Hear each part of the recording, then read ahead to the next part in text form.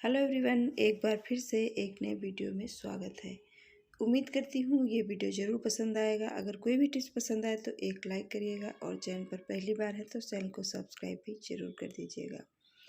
जब भी हमारे चॉपर की धार चली जाती है तो हम इसे या तो बेकार समझ करके फेंकना पसंद करते हैं या फिर इधर उधर रखते रहते हैं, जिससे कि ये हमारे यूज का नहीं होता इसलिए। लेकिन कैंची चाकू की धार तो हम मार्केट से लगवा लेते हैं, लेकिन इसकी धार हम कहाँ लगवाएं, इसलिए हम इसे बेकार कर देते हैं।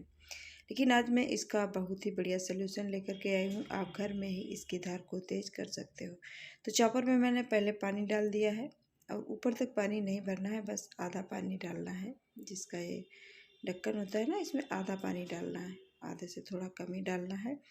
और एल्युमिनियम फॉइल भी हमारे सभी किचन में मिल जाती है और उसकी छोटी छोटी गोलियां बना करके हम इसके अंदर डाल लेंगे। तो यहाँ पर मैंने 10-12 गोलियां बना करके डाल रही हूँ, तो आप भी इसी तरह से डाल लें। और गोलियां डालने के बाद हम इसका ढक्कन बंद कर देंगे। तो ढक्कन हमें उसी तरह से बंद करना है जैसे हम किसी चीज़ को चॉप करने के लिए अच्छे से फिक्स करके बंद करते हैं। पूरा अच्छे से बैठा लीजिए, तब उसके बाद इसको बंद कर देना है। बंद करने के बाद जैसे हम सामान को चॉप करते हैं, बस उसी पोजीशन में इसको चलाना है। इस तरह से कुछ देर के लिए चला देंगे तो जो मैंने गोलियां डाली हुई थी ना, वो इसकी धार से टकराएंगी तो उसकी धार में शार्पनेस आ जाएगी और वो जो गोलियां बना के डाली थी वो कट भी जाएंगी इसके उसमें।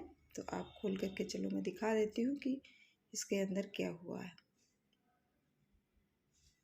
तो ये देखिए, मैंने गोलियां डाली थी तो इनका साइज भी काफ़ी छोटा हो गया है। और अब हम इसकी धार को देख लेते हैं कि इसमें धार लगी है या नहीं लगी है। तो आप लोग खुद ही देख सकते हो कि इसकी धार लग चुकी है। ये देखिए कितनी शाइन कर रही है जहाँ पर ये धार लगी हुई है। तो इस तरह से बेकार चॉपर को अब फेंकिएगा नहीं और बेकार समझ करके इधर उधर फेंकिएगा नहीं, घर में ही आप इसमें धार दे सकते हो। तो है ना बढ़िया तरीका, इसे एक बार आजमा करके ज़रूर देखिएगा। और वीडियो पसंद आ रहा है तो अभी के अभी लाइक भी कर दीजिएगा ऐसे ही वीडियो देखने के लिए। तो चलिए बढ़ते हैं हम अपने अगले और दूसरे हैक की तरफ। अब बात कर लेते हैं मिक्सी की। मिक्सी भी तो हम सभी यूज करते हैं किचन में, और जब ज़्यादा टाइम तक हम इसे भी यूज करते रहते हैं तो इसका जो धार होती है ना, वो तो तेज़ करने के कई तरीके हैं, लेकिन जो ये घूमता है ना, तो ये अच्छे से घूमता नहीं है और जाम होने लगता है इसका ब्लेड। तो इसके लिए हम क्या करें कि हम इसे कैसे सही करें। तो इसके लिए हमने ले लिया है सरसों का तेल, जो हमें आसानी से हमारी किचन में ही मिल जाएगा। और इसके चारों तरफ जहाँ से ये घूमती है ना, वहीं पर हमें इस तेल को लगा देना है।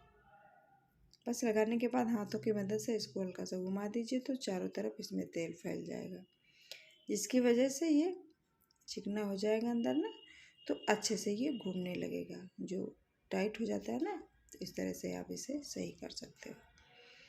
अगला हैक हमारा इस तरह से मेडिसिन के खाली रैपर को लेकर के, वैसे तो हम इसे फेंक देते हैं, लेकिन इसे हम कई तरीके से यूज कर सकते हैं। एक नहीं, दो नहीं, कई तरीक़ों से हम इसे यूज कर सकते हैं। लेकिन हमें इनका तरीका जब नहीं पता होता तो हम सभी फेंक देते हैं, और मैं भी ऐसे फेंक दिया करती थी। लेकिन मैं आज आपको सारे तरीके बताने वाली हूँ। वीडियो को स्किप बिल्कुल मत कीजिएगा, और पसंद आ रहा हो तो अभी के अभी चैनल को भी सब्सक्राइब कर लीजिए ऐसे ही वीडियो देखने के लिए।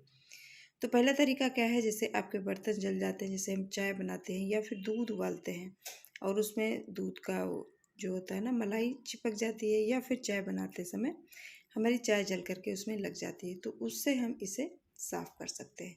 तो पहला तरीका हमारा ये हो गया। तो हम इसे इस तरह से यूज करने वाले हैं।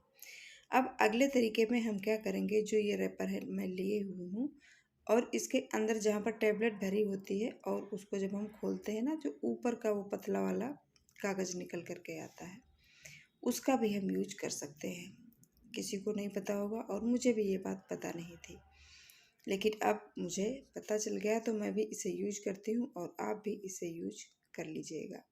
तो इस तरह से मोड़ मोड़ करके सारे ये जो है ना, जिसके ऊपर टैबलेट बंद होती है, ये पतला वाला कागज़ हमें निकाल लेना है।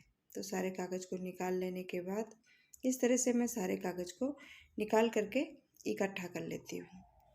अब हमें इन्हें क्या करना है मैं वो बता देती हूँ। जब भी हम रिमोट में सेल लगाते हैं या फिर अपनी वो दीवार घड़ी में लगाते हैं, किसी में भी सेल लगाते हैं और वो सेल काफ़ी दिनों के बाद ख़त्म हो जाते हैं और फिर वो चलना बंद कर देती है। तो कुछ टाइम के लिए अगर हमें चलाना है तो इस वाले कागज़ को लगा देना है और फिर उसके बाद सेल को लगाना है, फिक्स करना है जहाँ पर आप फिक्स करते हो। तो इस तरह से इस कागज़ का हम भी यूज कर सकते हैं। तब ये ज़्यादा टाइम तक तो नहीं चलेगा, लेकिन हाँ कुछ टाइम के लिए उसमें बैटरी और चल जाती है। तो इस तरह भी आप इसे यूज कर सकते हो। तो इसे भी हम समेट करके रख लेते हैं और जब भी हमारी बैटरी ख़त्म हो जाएगी तो हम इस तरह से कुछ टाइम के लिए हम इसे चला लेंगे। तो चलिए देख लेते हैं हम इसका नेक्स्ट यूज कैसे कर सकते हैं।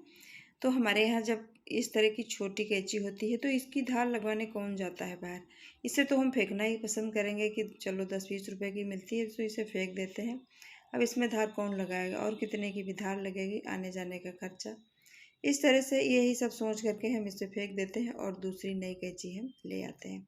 तो अब इसे फेंकने के बजाय हम इसे बढ़िया सा धार भी इस पेपर की वजह से दे सकते हैं। तो इसमें इस तरह से कट लगाते जाइए और इसकी धार तेज हो जाएगी। तो आई होप इनमें से कोई भी टिप ज़रूर पसंद आया होगा। अगर पसंद आया हो तो चैनल को सब्सक्राइब भी कर लें।